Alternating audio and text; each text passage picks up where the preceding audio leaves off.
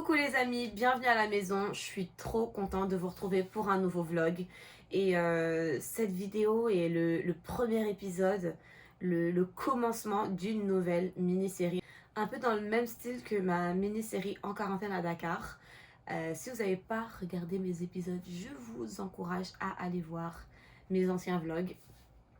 Sauf que là, je prépare un voyage de 2 semaines à Dubaï. Je suis trop excitée, j'ai trop hâte de partir.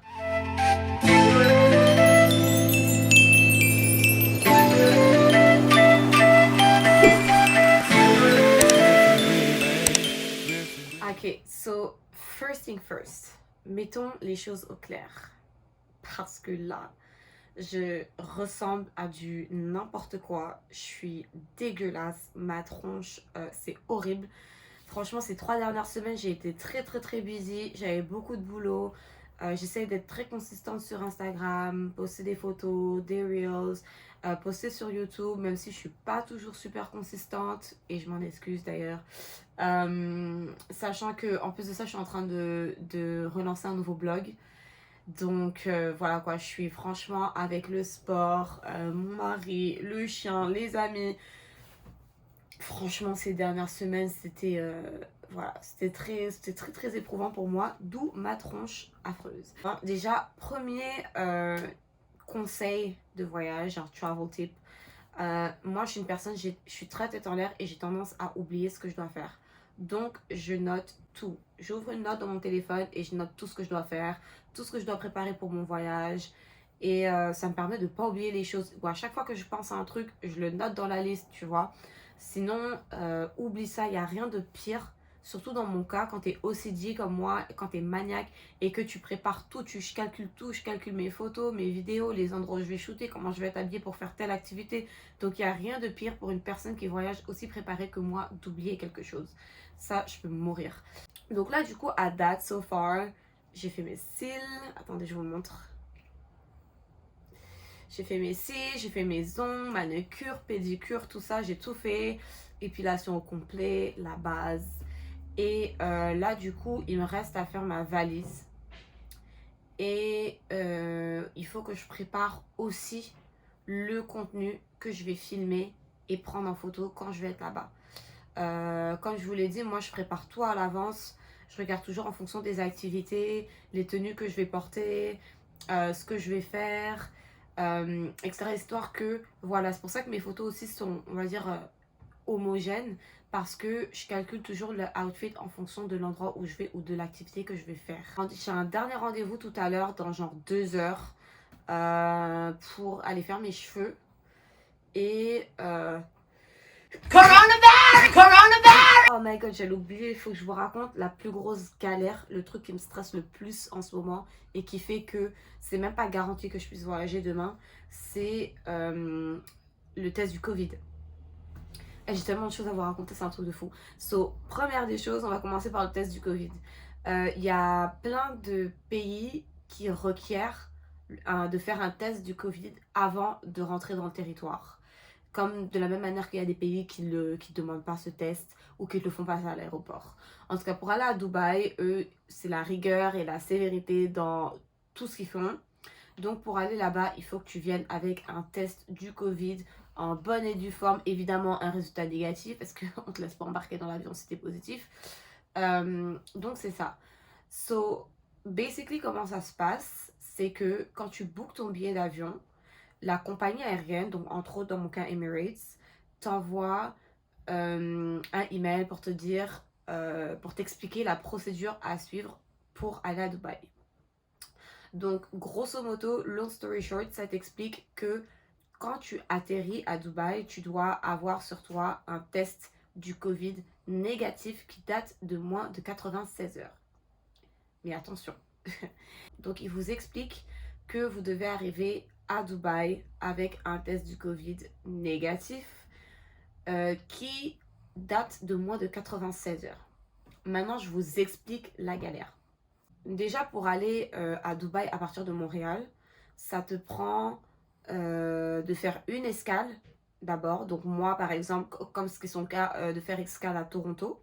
et ensuite de ça, d'un vol direct de Toronto à Dubaï. Maintenant, le truc, c'est que le 96 heures en question de validité de ton test, c'est pas à partir de la date à laquelle tu reçois tes résultats. C'est la date à laquelle tu as passé ton test. Maintenant, là où moi je me retrouve dans la merde, c'est que nous au Canada, le test pour le Covid est gratuit. Il est couvert par l'assurance maladie locale.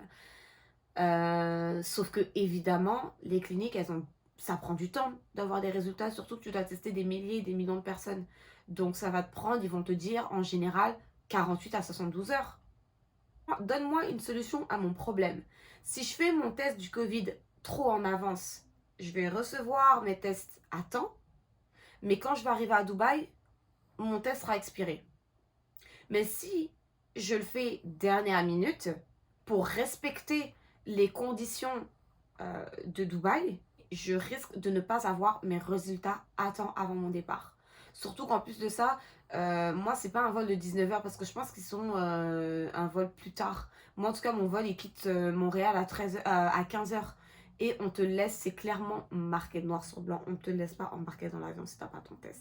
Même si je pars même si je fais escale à Toronto. Techniquement, on est supposé, mais regarde ta destination finale, qui est Dubaï. Donc, ils vont même pas, en fait, perdre le temps.